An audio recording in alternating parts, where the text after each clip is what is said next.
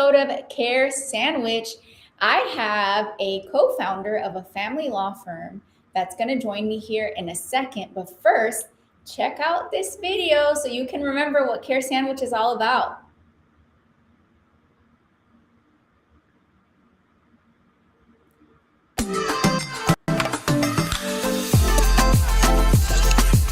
Welcome to Care Sandwich, the podcast where we dive into the success journeys of law firm owners across the country. I'm Margarita Everline, your host and the founder of Marketing Boss, a fractional chief marketing officer firm for law firms. On this show, we'll explore the challenges, strategies, and victories that have shaped law firms and how they wrap every interaction with care. Because we believe that caring isn't just a value, it's a strategy for success. So grab your favorite sandwich, sit back, and let's dig into a conversation filled with insight, inspiration, and of course, a lot of care.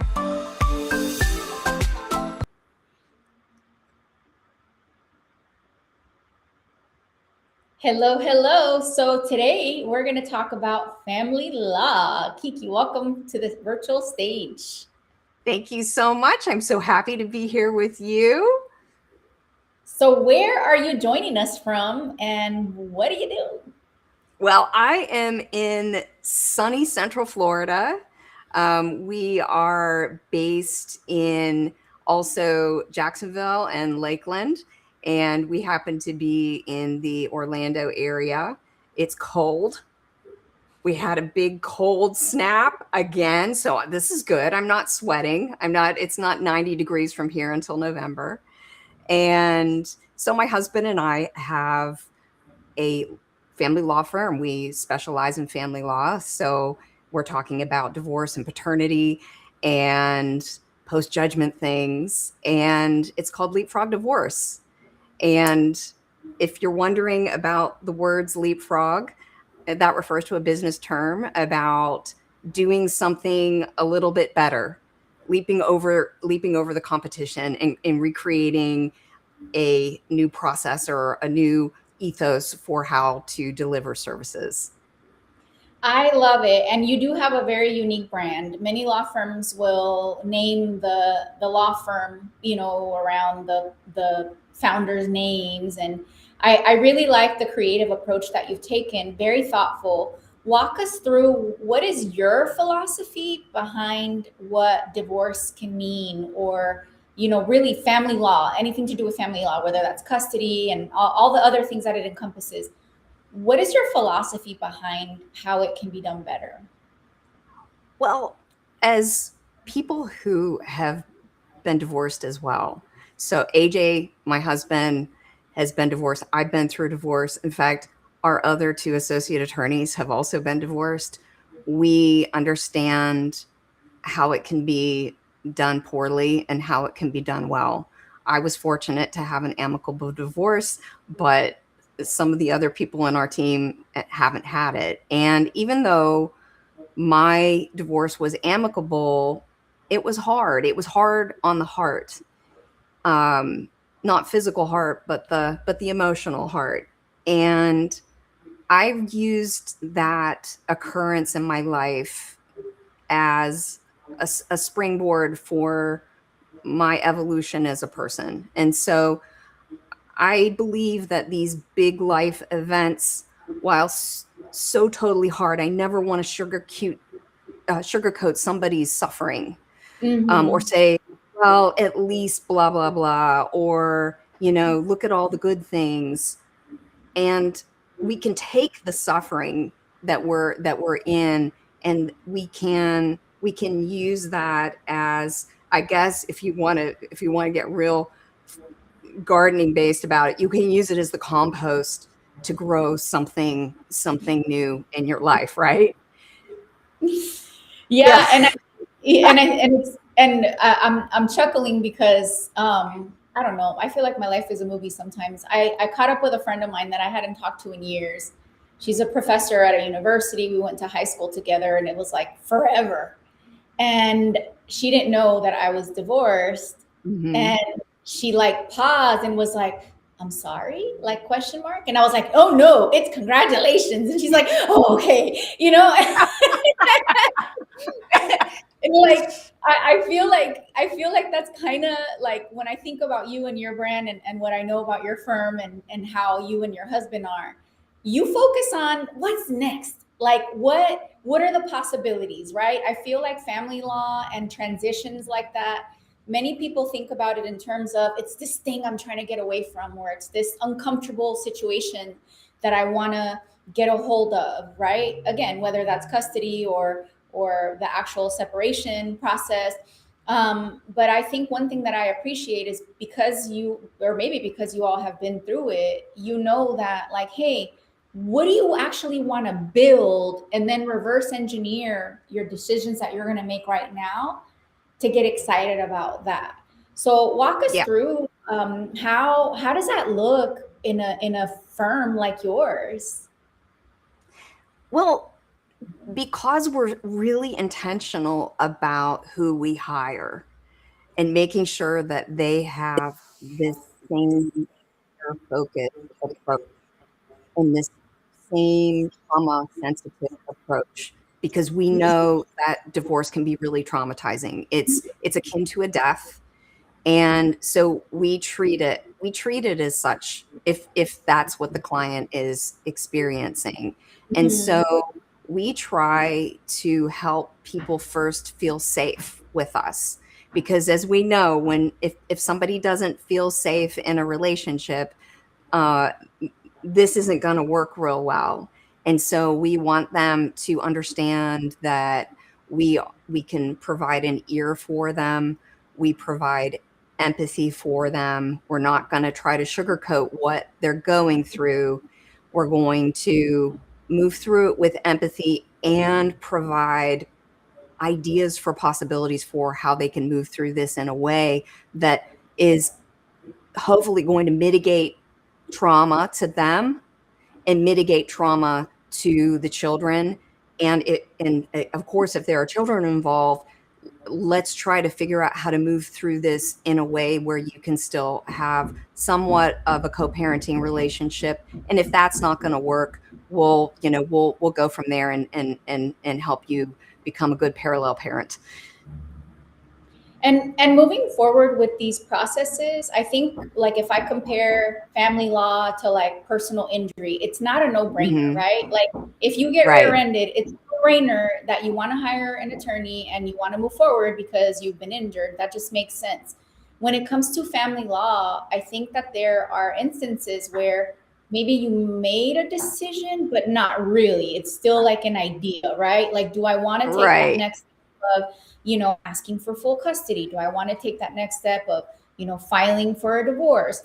And you've developed resources to help people actually think through that. Can you walk us through some of those resources that you've created? Because it's not like people are going to call you and going to be like, oh, yeah, sounds great. Sounds like you should get a divorce. Let's get started. Right? Well, absolutely, absolutely. So we have a free asset called the Divorce Journey, which lays out what it's going to look like. For those of you who are already in a post judgment situation, in your co-parenting, we have that co-parenting asset.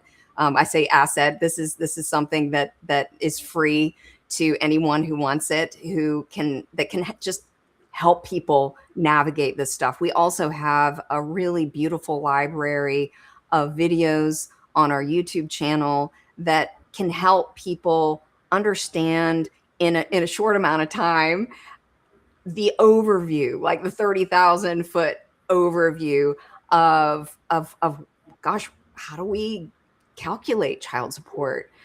Um, what does parenting time look like in the state of Florida? Uh, Mhm. what's my exposure in terms of alimony? So there's a we really view education as one of those elements that can help provide people a felt sense of safety, because we know from our own experience that quite often some of the scariest things about a journey are really the unknown parts. And so what we like to say is that we're all little flashlights in this tunnel that you may be in, and we're helping point you toward the end with our the knowledge that we can provide to you. And another theme that also I notice in your space is the theme of, when's it so bad that I really want to deal with the threats? So I'll give you an example of what I see in your space, where it's like, say a business owner, a CEO, like myself, right? Mm-hmm. Get to a point where you already know that, and the other person has threatened X, Y, and Z. And in the back of your head, you're like, ugh, like, do I really want to get into this fight right now? I'm in the middle of going to, Mm-hmm. I'm getting ready for a trip. I'm getting, ready to make these Yeah. moves. Like, what would be your advice, either as a legal professional, law firm owner, or just as a human, of how to like navigate that? And then are there common myths or things that people might get threatened with that maybe are not as bad? Like, the, if you leave me, I'll take the kids, Right. things, because you weren't around, you were always working. Right. So I think that the first thing that you talked about, and if I'm picking up what you're putting down, I think that you're talking about choosing what you're engaging with. Is that Hmm. right? Yeah, So yeah. somebody makes a threat. Uh, the first thing that you want to ask yourself is, do I even need to engage with this? Because I think Hmm. for those of us, and I think Margarita, I think that you and I are spicy ladies. I think we can be pretty spicy. And I think that we're fighters, and so I think and I'm just speaking for just what we know of each other. I have the moment where there are flames. Yeah, Yes, yeah. it's the flames, and you just envision the scorched earth, because that's, you just want to take them down. And and Reading quite my often, diary.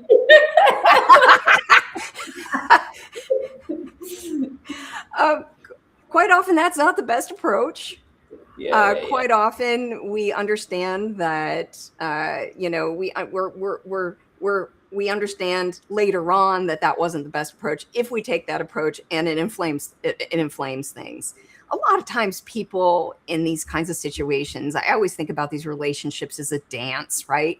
And whether you're going through the dance in the relationship, and then you're kind of still continuing this some sort of like dance and during the divorce or at a post judgment, a lot of times it's people just trying to engage in the old behavior patterns Mm, that they were engaging with before. And at that point, it's your choice. And I go back to the Bill Eddie Biff method: the brief, informative, friendly, and firm. His advice, when you get the snarky text or the voicemail messages, do I need to respond to this at all? Does this have something? yes. Do I need to take action on this, like, because this has something to do with the kids? Do I need to take action on this because it has something to do with the divorce? Or is this is the person just, repeat says, engaging in old behavioral patterns to try to get me to engage in mine, Mm. right? Yeah, that method actually was a lifesaver for me. Now that you're describing, yeah, and I think what I'm hearing is, if somebody's listening to this and they're thinking, do I investigate? Do I move forward when I'm dealing with a person that does X, Y, and Z? Do I really want to deal with that? I think what I'm hearing is, there are tools that you can apply in any situation to really protect yourself emotionally, and they're communication tools, legal tools. I think that's great. And how about the common threats? I think, part where I see a lot of, and this is just me thinking about Yeah. calls that I listen to when we do, like, intake audits for Mm, family law, right? The hesitation is, well, she said if I leave, she's going to just take the kids I because know. I work too much. Walk us through some of those common myths, because you and I know that that's not how it goes. Like, that's not how it It works. No, it isn't. And I think for those who've seen the old movies, I think that's where that comes from, Yeah. right? She left with the kids. I only get to see them once a month. And Mhm. that one really breaks my heart, because geez, those kids are precious, and they Mhm. are a part of someone's heart. And when somebody threatens something like that, that's like punching them in the heart. It's absolutely, to my mind, despicable. It's bad behavior all around. Can you tell I get really angry about that Yeah. one? And Yeah. the good news, yeah. Well, the good news is that the state of Florida, even before the 50-50 presumption for time sharing, for those of you who don't know Florida law, time sharing is overnights with the children. It's not about anything having to do with like a condo on the beach. Uh, You don't get a condo on the beach. yeah. Even before that, the Florida statutes had some really therapeutic, it still does have therapeutic language within it. And, talking about both parents, they want both parents to share in the joys of parenting. And so this whole thing about, well, you never did it before, you've been working too much, and so you don't have time to be a parent. So I'm taking the kids and I'm going to get sole custody, which is a whole other thing. Parental responsibility and time sharing are two different things. And I'm going to get 100% overnights. It's very rare. I saw it once. Okay. I saw it once, and the husband, not our client, was in jail for felony assault on his wife. He will be in jail for the next 12 years because of what he did to her. And that is the only time that I have ever seen a parent get sole custody and 100% overnights. Notwithstanding when maybe somebody has just is not there, right? Like they're living in another country. They've just abandoned everything. They're off the radar. But no, so take heart if that's happened to you. That only in the most egregious forms of child abuse and spousal abuse have I ever seen that happen. And I'll add, like, I've heard this mostly from professional men, but I think it's becoming more and more common with professional women, that even without the threat, you might doubt your ability to manage. And I think that, and this is something that I appreciate about like your brand and the whole idea of, hey, you're building something new, right? Example A, busy CEO, running a business, traveling, you're thinking about, well, what's my life going to be like if I'm now a single parent, right? Even if it's 50-50, 1 week on, 1 week off, or whatever the schedule is, how am I going to manage that? What I've seen and what I've even experienced myself is that just because it was hard before, or it's hard for you right now, doesn't mean it can't get easier. It's like weird. It's like more work, but like it's easier because you're happier, you're healthier times. And it's amazing what energy you have and reserves you have when you're not like in an unhappy situation and in survival mode and like dealing with drama. Like, I can personally say that I'm more capable than I was before, like by myself. Like, so I really love that. Yeah. Yeah, I love that. So what you had said about just because you weren't capable, or you didn't think you were capable before, doesn't mean that you can't build capacity. And that's the thing, especially when we have a situation where one parent is the breadwinner. Are we still calling people breadwinners? It's the main income earner. And then the other person is the stay-at-home parent. And you're right. I am seeing it more and more with women who are the main income earners, and the father or other parent is at home. I think it's almost like gatekeeping, right? We talk about this idea of gatekeeping. And my undergrad students, apprised me of that term, and I did a little research on it. But I feel like that's what happens, and that's actually not a good thing to do to another human being. And for the parent who maybe hasn't been in the weeds with parenting, right? I haven't been going to the doctor's office. I haven't been, doing the parent teacher conferences and all that kind of stuff. gosh, this is a lot. What am I going to do? Well, there are really good resources for that too. And one of the things, and I think specifically about schedule, because kids' schedules can be so very clogged. I think about really good apps like Our Family Wizard, who that allows parents to communicate through Our Family Wizard, to have the schedule, to reimburse each other for these things. And so, yeah, you haven't been in the weeds, but guess what? You're going gardening now, and you're gonna get in those weeds, and you're gonna get familiar with them, and you're gonna hit your stride. And you're right, you're gonna have more energy because you're gonna be happier now. Yeah. Yeah. And again, it's not to belittle that it's hard and and all of that, but there's a light at the end here, that you can look forward to. Starting over and building the life that you want can be so many things. Like, there's wonderful possibilities, not just negative ones.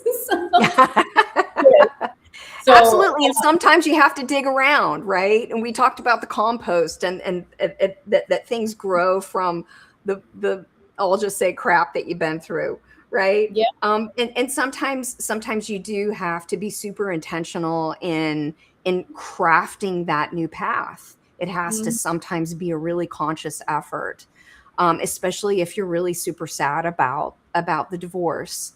And so be gentle with yourself, take your time, and know that you have resources within you that perhaps in the old relationship were being covered over by maybe some unhealthy, dysfunctional patterns, that now that they're gone, you're gonna find new things within yourself and find a new path. But again, it does take time. It's not going to happen overnight for everybody.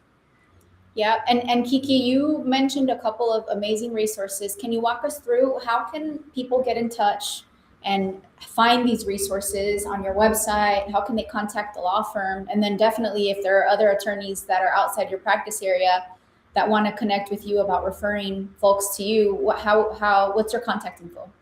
Oh, sure. Our website's probably the best place to go. And I see it on the banner below with the phone number. If you also go on to YouTube and just put into your query window "Leapfrog Divorce," you're going to find our channel there. And Margarita, if you'd like to, I don't know if you have some URLs that you can give folks, but I'd be happy to share the divorce journey URL asset and the co-parenting URL asset to folks. And yeah, there's a lot of education. I'm sorry. We'll put those in the description for sure, so you Okay. can get access to those. Absolutely. Well, great. Yeah, visit us on social. We're also on Instagram, and if you want to look me up on LinkedIn, I'm there too. I love my LinkedIn pals.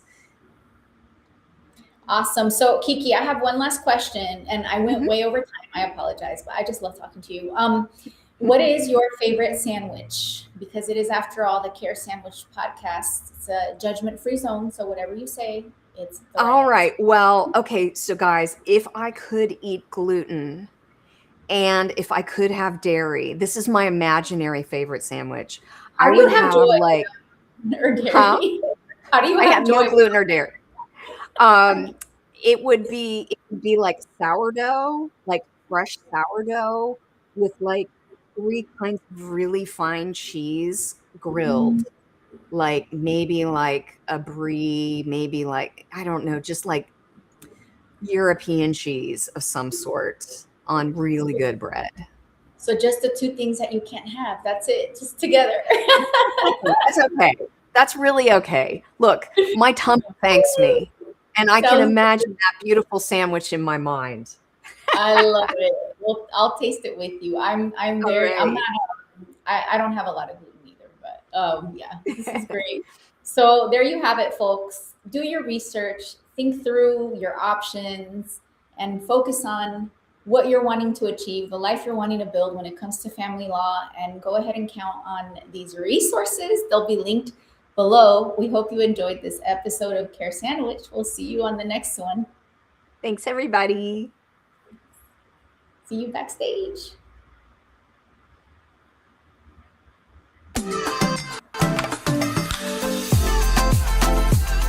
Thank you for joining us on this episode of Care Sandwich. Remember, the way we care for our clients, our teams, and ourselves can make all the difference in our success.